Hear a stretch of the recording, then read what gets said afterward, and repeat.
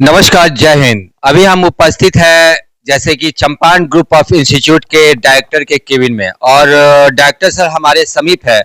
और जैसा कि अभी देखा जा रहा है कुछ समय से जो है यहाँ पे ये जो इंस्टीट्यूट है जो कि धूम मचा रखा है, हर जगह खबर देखने को मिल रही है और वही जानने के लिए हम यहाँ पे पहुंचे हुए हैं कि किस तरह के कोर्सेज आप प्रोवाइड कर रहे हैं और किस तरह से इसका सेटअप आप बना रहे हैं, ताकि यहाँ इस चंपारण में इस तरह का अगर सेटअप मिलेगा तो बच्चे बाहर क्यों जाएंगे इस तरह के कोर्सेज करने के लिए। तो सर आपका बहुत बहुत स्वागत है हमारे चैनल पे। तो सबसे पहले सर अपना परिचय देते हुए इस जगह का आप एक बार ये बताएं। मैं डॉक्टर सलाउद्दीन हूँ। मैं चेयरमैन हूँ चंपारण ग्रुप ऑफ इंस्टीट्यूशन का। और ये मरजदवा में जो बेतिया से लगभग 40 किलोमीटर की दूरी पे है, मरजदवा रेलवे स्टेशन, यहीं पे परसा गांव है, इसी में स्थित है ये चंपारण ग्रुप ऑफ इंस्टीट्यूशन। इसमें मल्टी डिसिप्लिनरी कोर्सेज है, हमारे कॉलेजेस अलग अलग है। जैसे नर्सिंग कॉलेज है हमारे पास, पॉलिटेक्निक की कॉलेज है, जनरल डिग्री कॉलेज है, वोकेशनल कॉलेज है, ITI है। यहाँ इस कैंपस में ये कॉलेजेस चलती है। इसके अतिरिक्त हमारा चंपारण में, पश्चिमी चंपारण के अंदर में एक और कॉलेज कैंपस है, वो है भैरवगंज गांव में। भैरवगंज स्टेशन से 1 किलोमीटर की दूरी पे भैरवगंज गांव है, वहां पे है मेरी कैंपस। उसमें 2 कॉलेज चलती है मेरी। एक डिग्री कॉलेज है BA BSc BCom जो बिहार यूनिवर्सिटी मुजफ्फरपुर से एफिलिएटेड है, और एक पॉलिटेक्निक कॉलेज है जो AICT से अप्रूवल है।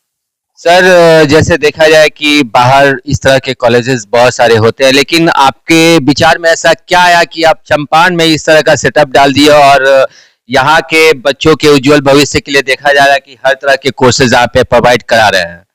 जैसा आपने कहा, यही चीज है कि बच्चे के भविष्य को देखते हुए, मेरा पुश्तैनी गांव है ये, मैं यहीं के रहने वाला हूँ। बाद में हम लोग जाके पटना में बस गए, लेकिन यहाँ जब आए, मेरी माता जी का देहांत हुआ, उसके बाद जब आए तो देखे कि इस क्षेत्र में तो कोई कॉलेज नहीं है। मुझे स्पेशली डिग्री कॉलेज पे फोकस करनी थी कि डिग्री कॉलेज यहाँ पे नहीं है। जो लड़कियां पढ़ने के लिए जाती हैं, जो लड़का पढ़ने के लिए जाता है, क्योंकि ये जो क्षेत्र है वो यहाँ पे थारू बहुल है, ये नेपाल की तराई में बसा हुआ ये एरिया है। सिकटा विधानसभा क्षेत्र पड़ता है ये। इस पूरे विधानसभा के अंदर में 50 किलोमीटर में डिग्री कॉलेज नहीं है। अगर लड़की को जाना है तो 50 किलोमीटर जाना पड़ेगा। उसके लिए गार्जियन का होना जरूरी है। पुराने लोग हैं, उतने ज्यादा डेवलप नहीं है कि लड़कियां अकेले चल जाए, गाड़ी उठाए और चली गए, उस तरह की सारी सुविधाएं है नहीं। तो ये चीजों को देखते हुए, जिससे बहुत लड़कियां वंचित रह जाती थी पढ़ाई से, दूर है तो चूंकि जा नहीं पाते हैं, तो उस चीजों को देखते हुए मेरे ध्यान में आया। चूंकि मैं इसी क्षेत्र से, एजुकेशन क्षेत्र से पहले से काम करते आ रहा हूँ, तो मेरे ध्यान में ये चीजें बटा हुआ था। मैं उसी को देखते हुए यहाँ पे कॉलेज एस्टेब्लिश किया, पारा मेडिकल कॉलेज खोला, जो अपने पिताजी के नाम से सलीम मेमोरियल पारा मेडिकल कॉलेज एंड हॉस्पिटल है ये। इसके अतिरिक्त मैंने दूसरा कॉलेज 2021 में खोला, वो डिग्री कॉलेज खोला। स्पेशली मेरी जो ध्यान थी यहाँ के लोकल लोगों पे थी, कि मैं उन लोगों को ध्यान में रखते हुए ये कॉलेज खोला, और जिसका बेनिफिट है कि आज 10,500 बच्चे हमारे यहाँ पढ़ रहे हैं, और वो सभी इसी क्षेत्र के बच्चे हैं। तो ये बड़ा मुझे खुशी मिलती है कि जो मैंने सोचा था कि इन क्षेत्र में वो काम करूं, वो काम में मैं एक एक स्टेप ले रहा हूं और बढ़ते जा रहा हूं। अब जब डिग्री कॉलेज खोला, पारा मेडिकल कॉलेज खोला, पारा मेडिकल पश्चिमी चंपारण का पहला पारा मेडिकल कॉलेज है मेरा। उसके बाद मुझे लगा कि नहीं, पॉलिटेक्निक करने के लिए बच्चे जाना पड़ता है, MP जाना पड़ता है बच्चे को, मध्य प्रदेश जाते हैं, हरियाणा जाते हैं। उन चीजों को ध्यान में रखते हुए मैंने सोचा कि जो इंडिया की जो पैसा, मतलब बिहार की जो पैसा है, पश्चिमी चंपारण का पैसा है, बिहार का है, वो पैसा दूसरे स्टेट में जा रहा है। इकोनॉमिकली पॉइंट ऑफ व्यू से ये चीजें सही नहीं है स्टेट के लिए। अगर कुछ काम आप कर रहे हैं इस क्षेत्र में, तो यहाँ ईंट कहाँ से खरीदिएगा, बालू कहाँ से लाइएगा, मजदूर कहाँ से लाइएगा, हर चीजें। एक एग्जाम देने यहाँ पे जैसे 2200 बच्चे आते हैं एग्जाम देने के लिए एक एक टाइम में। TP वर्मा का सेंटर रहता है, बेतिया का वुमेन्स कॉलेज का सेंटर, तो वो सेंटर पड़ता है लोगों का, तो आते हैं तो वो चाय कहाँ पियेंगे, पानी कहाँ पियेंगे। नेचुरली है कि सोसाइटी पे उसका इम्पेक्ट पड़ता है। तो उसका मैंने ध्यान रखते हुए चीजें किया कि सोसाइटी में उस चीजों को, जो इंडिया, जो चंपारण का पैसा है, जो बिहार का पैसा, वो बाहर नहीं जाए, बच्चे यहीं पढ़े। तो उसके लिए मैंने पॉलिटेक्निक कॉलेज खोला। नर्सिंग कॉलेज के लिए भी बाहर जाना पड़ता था बच्चे को। पश्चिमी चंपारण में कोई नर्सिंग कॉलेज नहीं था, अभी तो 3 कॉलेज है। पहला मेरा नर्सिंग कॉलेज है जो ANM GNM है, जो यहाँ पे पश्चिमी चंपारण का था। मैं उन सब चीजों को इसलिए ध्यान में दिया कि बच्चे हमारे बाहर नहीं जाए। जैसे ग्राउंड लेवल पे मैंने डिग्री कॉलेज खोला कि लड़कियां और लड़के बेतिया नहीं जाए, नरकटियागंज नहीं जाए, रक्सौल नहीं जाए पढ़ने के लिए, उनको ऑन द डोर वो सुविधाएं उपलब्ध हो सके, वो चीजें के लिए। और इसी तरह से मैं सभी कॉलेजेस को एक बाय एक खोलते चला गया। और मेरी आने वाली 5 साल की प्लान भी उसी तरह है कि यहाँ के क्षेत्र के लोगों को फेस देखते हुए मैं वो काम को करता हूँ। देखा जाए जिस हिसाब से आप बता रहे हैं तो आप एजुकेशन के लाइन में बहुत पहले से जुड़े हुए हैं और यहाँ के बारे में ऐसी सोच रखते हैं कि यहाँ के जो स्टूडेंट है, जो विद्यार्थी है, इस एजुकेशन को पाने के लिए वो कहीं बाहर ना जाए, जिसकी सुविधा आप यहाँ पे प्रोवाइड करा रहे हैं।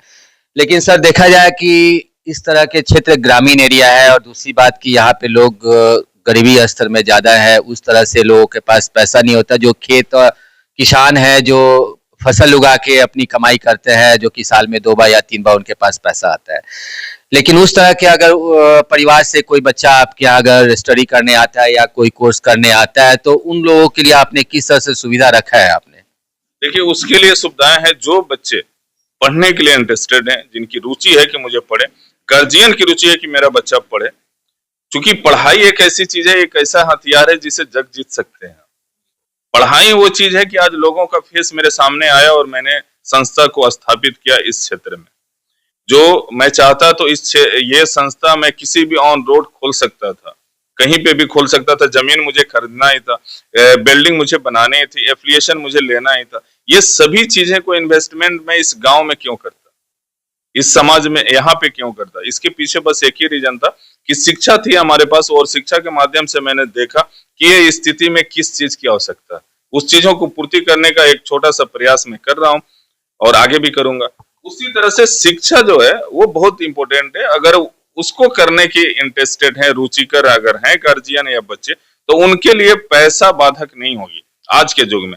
क्योंकि 2 चीजें हैं, एक है कि 7 निश्चय योजना है जो माननीय मुख्यमंत्री के द्वारा चलता है। इसमें बच्चे को 4 लाख रुपया मिलता है जो इसको पढ़ाई करनी। उसमें आप लैपटॉप ले सकते हैं, स्टेशनरी का सामान ले सकते हैं, कॉलेज की स्कूल की फी आप जमा कर सकते हैं।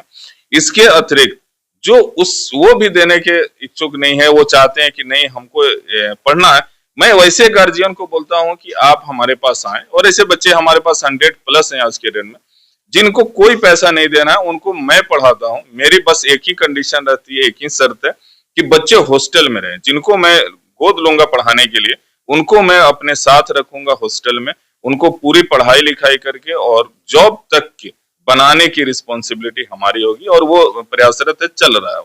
बहुत बड़ी बात आपने कह दी है कि अगर हम उनको गोद लेंगे तो उनका आगे का फ्यूचर भी बनाना हमारे हक में है।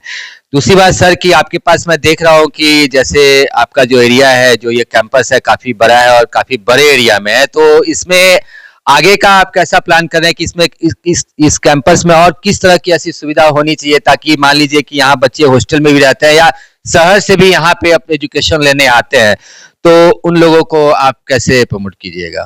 देखिए सर, ये जो है ये 14 एकड़ का अभी आज के रेट में ये कैंपस है। इसमें 1 लाख से ऊपर कंस्ट्रक्शन एरिया है, बिल्डअप एरिया, 5 बिल्डिंग देखते होंगे इसमें कंटिन्यूसली बन रहा है। जो लास्ट वाला अभी बिल्डिंग बन रहा वो 96,000 स्क्वायर फीट का बिल्डिंग है। तो ये सभी चीजें मैं करते जा रहा हूँ, आगे भी करूंगा। जितना मैंने मेहनत मैं कर सकता हूँ वो करने का प्रयास मैं करूंगा इस समाज के लिए।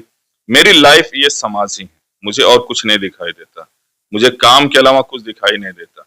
आगे का जो फ्यूचर है वो फ्यूचर प्लान मेरा ये है कि मैं अपनी माँ के नाम से, माँ करम्बानो हॉस्पिटल, मेरे माँ का नाम करम्बानो था, स्वर्गीय, तो उनके नाम पर मैंने माँ करम्बानो हॉस्पिटल 110 बेड का मैं यहाँ पे एस्टेब्लिश कर रहा हूँ।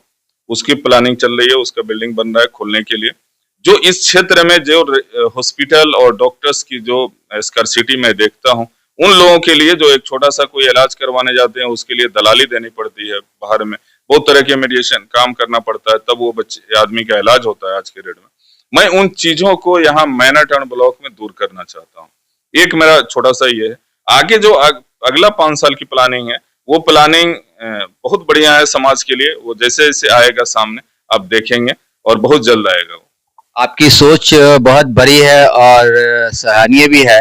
लेकिन सर एक बात और कि आप यहाँ पे जो भी बच्चे आते हैं उनका शिक्षा अगर पूरी हो जाती है, कोर्स कंप्लीट हो जाता है, तो उन लोगों को प्रमोट करना वैसी जगहों पे जहाँ पे जाके वो अपनी जॉब हासिल कर पाए, कुछ पैसा अर्न कर पाए, तो उस तरह का भी दिशा निर्देश आप लोग देते होंगे?